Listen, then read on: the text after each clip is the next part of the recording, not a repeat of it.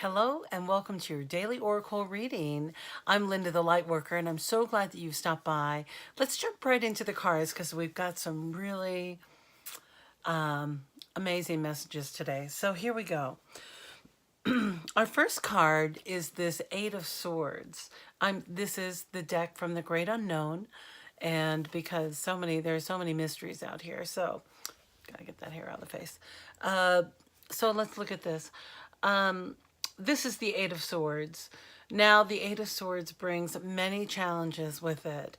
This is a card where we can box ourselves into a corner believing that we cannot flourish.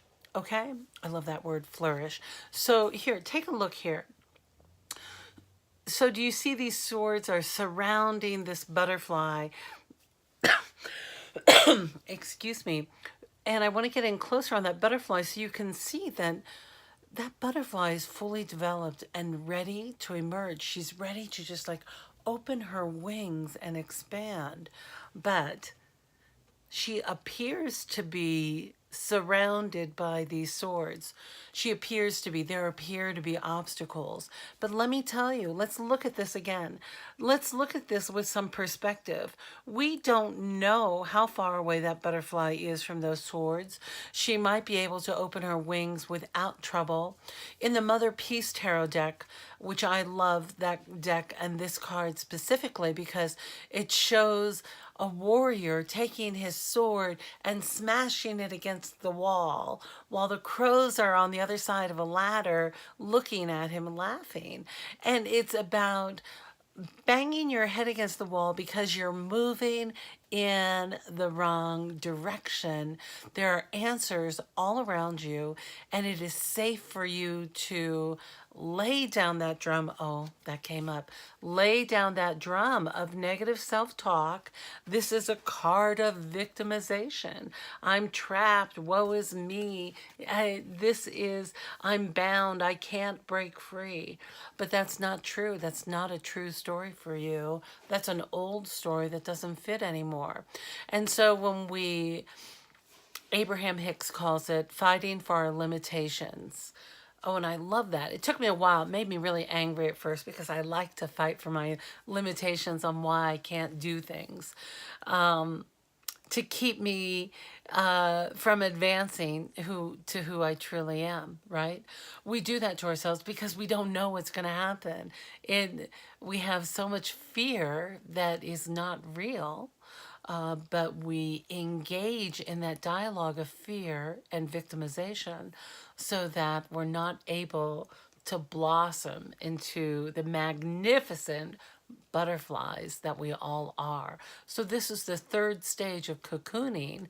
But this is about having a belief that no longer serves you. So you will not flourish if you are trapped in saying, oh, well, I can't move because I don't have blah, blah, blah. And I can't change jobs because this person needs me too much, or I can't get out of this marriage because blah, blah, blah. Whatever your story is, take a step back and take a look at it. And are you staring at the wall, or are you turning around and taking a new approach, a new look in a new direction? I had a New York City cab driver pick me up one time, and he didn't charge me any fare. And it's one of my favorite stories, but I'm not going to tell the whole thing right now because I got to get on with the cards. But the most important thing that this man from Africa said to me was, he said, young lady, the world is not just in front of you. It is all around you. So stand on your mountain and look in a different direction. And I was like, holy shit. And then he didn't charge me for my cab fare from Midtown to Bed-Stuy. I mean, that's a big fare. So anyway, the point is, look in the different direction. You're banging your head against the wall. Change your perspective. Because now I want to show you, I'm using a new deck a new Denise Linn deck today. Yesterday we pulled that Wise Leader, and I strongly got the message that we have worked that deck and we need to move into a new deck. And wouldn't you know, I love how the universe delivers. Yesterday afternoon, Spirit delivered this Gateway deck by Denise Linn. You know how I love Denise Linn. And this looks like an earlier deck. I don't know a whole lot about her. But anyway, it's powerful. So let's go into, so we're in this victim mode, or we're arguing for our limitations. And the card we get is this exceeding expectations. Look at that stance. Now there, yesterday we talked about standing in a confident stance. You want to feel powerful, stand upright with your arms out and just bring in the universe, the forces of the energy all around you. You can just feel it. You get that fire going in you. It really builds energy. And this card says, I soar into excellence. I soar into excellence. So the fact that it came with this, right? With this, oh, I can't do it. There's no way out. I'm trapped. I can't blossom. When clearly you are ready to blossom. And this card of exceeding expectations, this is about you dreaming big, you stepping into your future, you doing more than you could ever imagine before. Spirit always delivers greater than our wildest dreams. Quick story. I've been fantasizing about going on a cruise for a long time. I love cruising. I love being at sea. I love the water. I love the oxygen of being at sea, the waves, the sun, the stars, the no Wi-Fi. I love it. And I couldn't imagine how I was going to get a cruise, or how I was going to cruise again. And I just turned it over to Spirit, but I would still imagine all the beautiful things I love about cruising. And in a matter of a week and a half, a few weeks, I had an invitation to ride on the Queen Mary and to sail from New York to Southampton into London then, and to be at sea for 8 days, which was a really magical, powerful experience. And it just kind of unfolded so easily and so quickly, and it was quite affordable.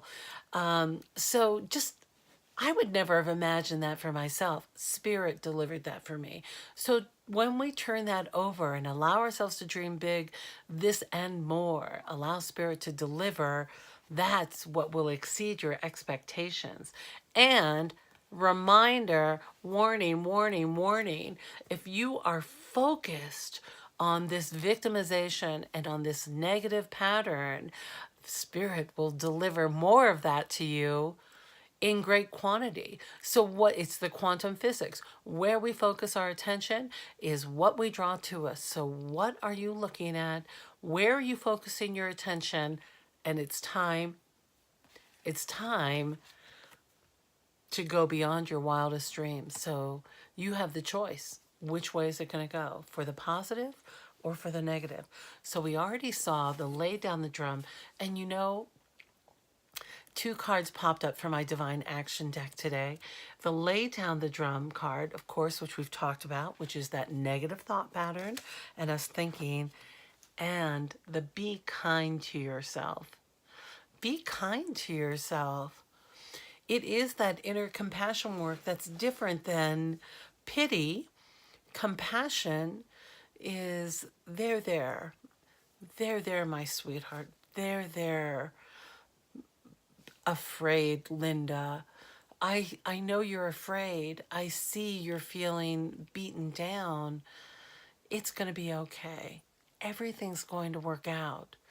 And the softer you can go with yourself, when you are able to extract yourselves a little bit from the thoughts that you're having so that you can see what the true message is, and pull out that identification. I am my work, I am my job, I am my marriage, I am my exercise program, I am. You're none of that. You're spirit. You are communing with spirit. Turn that ego down. Comfort yourself with kindness, not binging, with nurturing food, with food that makes you feel alive and that just makes you feel nourished, and you're drinking water. Yeah, we haven't talked about water in a while. Drink your water. Be kind to yourself. Take yourself to the movies. Start dating yourself again. You know, do nice things for you. Fall in love with you again. Fall in love with yourself, and it will turn that victimization around. And you and your inner best friend, we will see you next time. Oh my gosh, I love you guys so much. Thank you for stopping in. I know these videos have been going long, but that's what's happening. All right, my dear, I love you. Be nice to yourself, and I'll see you next time.